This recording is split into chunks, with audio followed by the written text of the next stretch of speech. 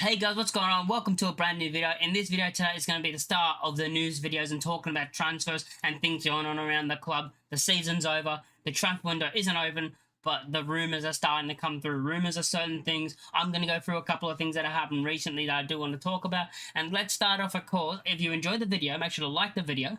Subscribe if you haven't already. Leave a comment down below what you think, and let's get into it. So let's start off with the first thing, and that's after Barcelona were knocked out the Champions League and now will not win it. We won't get the £10 million that we were going to get if Barcelona won it because of Rafinha. Now, Rafinha did score a goal that put him in front in like the 86th minute, I think it was.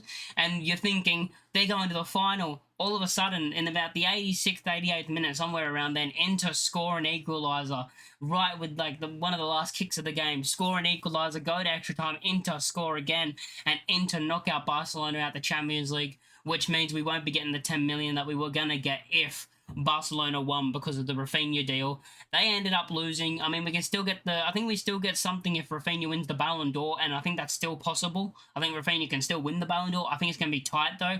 Now, because if he won the Champions League for me, I think that would have been set and done. Yeah, Rafinha's won it. Rafinha's won it. It's his Ballon d'Or. But now it's tight between Rafinha, Mo Salah, and someone who can actually still win the Champions League, Ousmane Dembele. If Ousmane Dembele wins the Champions League, I think they give the Ballon d'Or to him. And I know the Champions League shouldn't be the only thing that matters that gives you the Ballon d'Or, but it's a major thing that gives you if you do win it, you have a massive chance to win the Ballon d'Or. So it looks like it's gonna be more tight than what it would have been if Rafinha did win the Champions League and Barcelona won the Champions League. They didn't, so we don't get the 10 million for that. And let's be real, we're probably not going to get the 10 million for not 10 million. I think I don't even know how much money we get if Rafinha wins the Ballon d'Or, but I'm pretty sure we get some. But yeah, I think it's going to be, I don't think it's going to happen now. I feel like it might go to Salah. I want Rafinha to win it just at the base of, he played for our club. He played for Leeds, and he's almost won a Ballon d'Or. Like, I hope he wins it just for him. But yeah, so that might not happen. So we don't get the 10 million, and we'll see if we get the Ballon d'Or money, any money for him winning the Ballon d'Or. The next thing we have to actually talk about is Junior Firpo, and Junior Firpo could be leaving, at the end of the season. Well, he could be leaving before the season starts. The season's over. But he could be leaving Leeds United. Leeds signed Junior Firpo from Barcelona for £13 million, of course we did, back in 2021, and the defenders helped them get back to the top flight after 2 years in the Championship.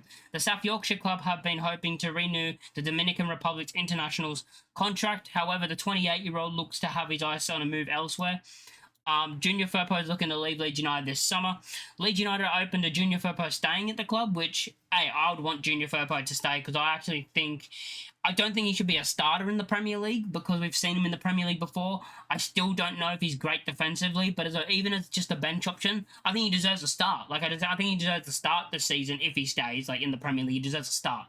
But I do think we need to give him some competition because I feel like I don't know if he can do it in the Premier League. Defensively, I'm not quite sure if he can do it in the Premier League. In the Championship, we had most of the ball, so we didn't really have to look at his defensive as much as we're going to do in the Premier League. Like, we had most of the possession. We're in the Premier League, we're going to have probably the less possession for most games. So then we're going to see how good he is defensively.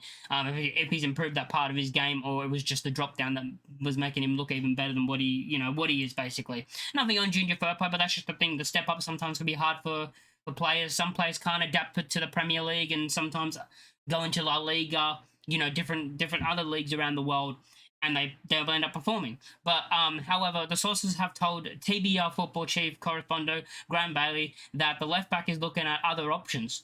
Everton, Crystal Palace, and West Ham, so three other Premier League clubs are among the sides who have had contact with his representative, but there is also interest in Italy and Spain. The defender's former club Barcelona need an option on the left side and could consider bringing him back, whilst AC Milan, who are ready to move on from Theo Hernandez, have also looked at him. A return to Spain at this stage looks very possible, with another of his former clubs, Real Betis, keen on the Spanish, alongside also giants Atletico Madrid. So the clubs that look like they could be getting Junior Firpo are Everton, Crystal Palace, West Ham. Then you've got AC Milan, Barcelona, Real Betis, and Atletico Madrid, who are all kind of looking around at Junior Firpo. So maybe Junior Firpo does leave, and this is another reason why he could leave. Going on to the next thing, the last thing we're going to talk about is the whole PSR thing. and the amount of money we're going to spend when we go up to the Premier League. It's been reported that we're going to spend up to 250 million, but I do think we're going to be spending between 150 to 200 million. I think that's the mark where we're going to go to before the season starts. In my opinion, is between 150 and 200 million before the season starts. I think that's how much. That's where we're going to spend our money on. Starters, backups, because we're going to need a good bench, because we're going to need to upgrade the bench as well as the starters, in my opinion. But yeah, Leeds have plenty of quality already, but it'll be not enough to hit the ground running instantly in the top flight, which is true. We need to upgrade this team, meaning additions are paramount. Styles cannot be ruled out of the PSR reasons, though either. They will want to retain as much quality as possible, but finances could dictate matters, and Parag Maratz can see players sold in the summer. It's not news that you want to hear, but there have been more positive noise since the statement. And then went on to say Leeds United's PSR situation. So the situation for the PSR explained. Stefan Borson is a financial expert for football, and and he revealed on his Substack that there is positive PSR news for Leeds United and the other promoted teams from the Championship. That's because PSR with promoted bonuses of £20 million will be moved into the calculations for the 25-26 season. This is because promotion bonuses can be treated as expenditure in the following reported period. Leeds are therefore in a more comfortable position. On the top of that, Leeds United news, football financial expert Adam Williams revealed recently that Daniel Farke's Leeds side will be one of the busiest teams in the country this summer, and I agree with that, because I think we're going to make about 8 signings. I think we're going to make 4 starters, so you're going to see a new starting goalkeeper. I think you're going to see a new starting centre back. I think you're going to see a new starting left back. I think you're going to see a new starting number 10. We're going to bring back Solomon, so we're going to have to sign back Solomon. And I think we're going to get a new starting number 9. So I think we are going to have a bunch of... That's even more than what I said. I mean, Solomon's coming back. So yeah, goalkeeper 1, centre back, left back 10, so 5 starters, basically. 5 new starters for the Premier League season. However, he has since added further to the latest reveal from Borson.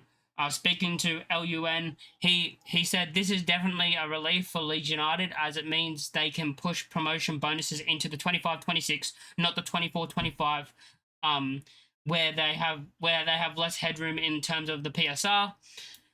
It's not a free hit, however, and that will still have to bear the cost of the bonuses, and because for both 24-25 and 25-26 seasons, they will have spent two of the last 3 seasons in the 3 seasons monitoring period in the Championship.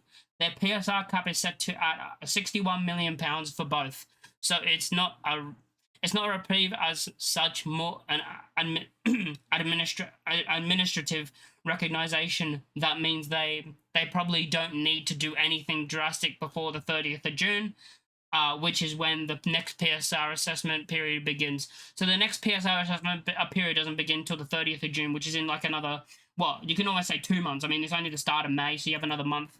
You basically have another month and 3 weeks, like a month and 3 weeks about that. I still think Leeds will need to be really smart this summer. I mean, yeah, I don't think we can get much wrong. I think you have to get this. You have to get the signings when you go to the Premier League spot on. You can't get them wrong. I think you could see one of the biggest squad overhauls of recent years of any other club, which, as I've already said, you're seeing 5 new starters and then probably 3 or 4 new players on the bench as well. I think you could. Where was they up to? Unlike last time around, when they went up, the 49ers don't seem to want to load the club with transfer debt. And yeah, basically, so yeah, and then it went on to just talk about, so that's basically it of everything that needs to be talked about, really. So yeah, the whole PSR thing, I think we'll be fine. Like, I think we'll make, so as I said, 5 new starting signings, couple of bench players, 3 or 4 bench players as well, so that's about 8-9 signings, basically, yeah. So it's going to be a very difficult period. It's going to be a very, very difficult season. Let's not get that twisted. It's going to be very difficult. We're going to struggle. But yeah, so the news about Junior Firpo, I thought was going to come out some stuff. But how many clubs? Like, I didn't think it was going to be West Ham, Everton, Crystal Palace, Barcelona, AC Milan, which I think that's just one they just threw out there. I don't think that's one that's gonna happen. Real Betis. And there was another club that I can't remember. There was another club I couldn't remember. Oh, Atletico Madrid. So, yeah. it looks like he might be leaving. I still don't know about Junior Firpo in the Premier League, but I think he does deserve a chance if he does stay because of how good he's been over the last 2 seasons, and especially this season as well, of how good he's been. But yeah, basically that's everything we have to talk about for now. If there's anything that comes out, any big news that comes out through the day, I will make another video. But yeah, if you guys like the video, make sure to like, comment, and subscribe if you are new, and I'll catch you all next time. Peace.